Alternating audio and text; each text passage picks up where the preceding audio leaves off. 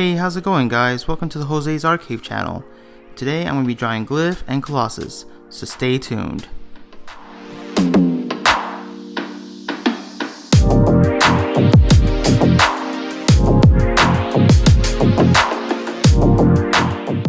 If you'd like to see my future art videos, please subscribe and hit the notification bell to be notified every time a new video is up. Alright guys, so just like the Spider-Man piece that I did last week, I am inking over some light blue lines of the pencils. Alright guys, so this is actually a piece that was commissioned, and it's Colossus from the X-Men with a character named Glyph.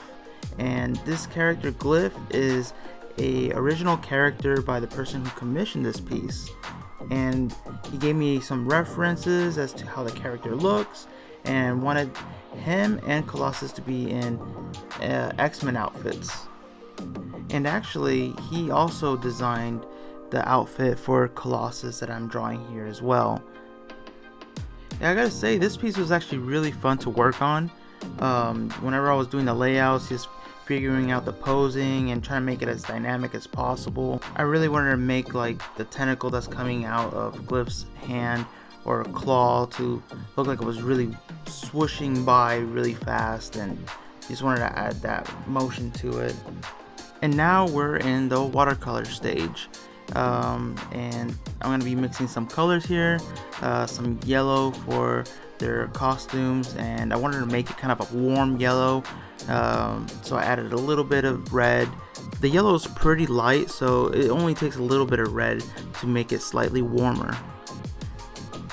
And one of the things that I like to do whenever I'm coloring a piece is really observe what part of the illustration I'm coloring and just how much of that area I need to cover with that particular color, because if you don't make enough of that color and you run out midway, you're gonna have to mix it up again, and being able to match that same color can sometimes be difficult. That's why if I'm going to be using a lot of purple in a piece, I'm going to make sure that I make enough of the purple color so that I don't run out. It's better to have more than what you need than not have enough.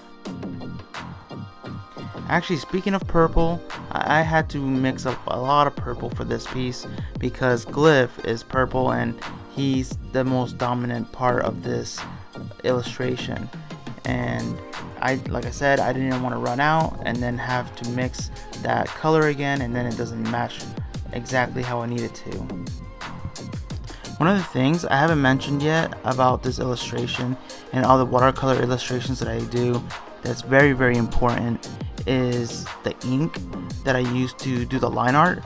One of the things that you have to absolutely make sure before you watercolor, or even start doing the line work if you're planning to watercolor, is to make sure that you have an ink that's water resistant or waterproof. Now I'm not too sure if there's a truly waterproof ink, but you just want to make sure that you get one that's really water resistant. And this particular ink is a Rapidograph ultradraw ink by, I believe it's Koh-I-noor. Not sure how to pronounce that, but if I can find it on Amazon or anywhere else, I'll try to link it down in the description box for you guys, so if you want to try it out, you can. Now there's many inks that are, water resistant. I believe Speedball has a pretty good one. Higgins makes some. You just gotta look, and some of them will be darker than others and will be more fluid or be a little thicker, so you gotta have to play around with it and try different inks and see what suits you best. Now for this darker shade of purple, the way I got a darker shade, one of the ways that I like to get a darker shade of some of these colors, I don't do this all the time, but if it's a darker color like this purple, I would use Payne's gray.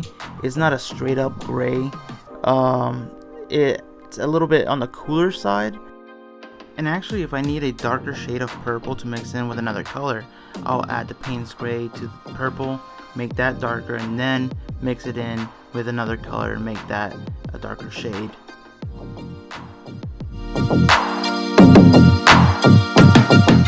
Alright, I'm going to talk a little bit about the tools that I'm using in case some of you guys have not seen the Spider-Man piece that I posted last week.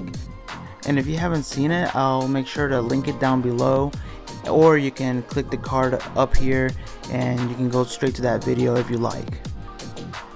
So the brush that I'm using is a Raphael Kolinsky Sable watercolor brush. These brushes are awesome for watercolors or even inks because they have a very fine point and they have a really nice snap to them, so that if you want to do like a feathering technique and you want a nice taper to the line, they go to a point really fast once it leaves the paper, and that's how you get those really fine and tapered lines. Raphael is not the only brand that makes these Kolinsky Sable brushes. Winsor Newton also has the Series 7 watercolor brush that is just amazing as well. I have no preference of which one I like better. If one of them starts to lose the point a bit, then I'll just switch to another one that is a new brush or has a better point. Now the watercolors that I'm using are the Winsor Newton Cotman series. They're pretty good. They're not the highest grade, but for me they do the job. But I might try some better ones later down the road, and I'll make sure to make a video on that whenever that time comes. I actually bought a small travel size version of this set.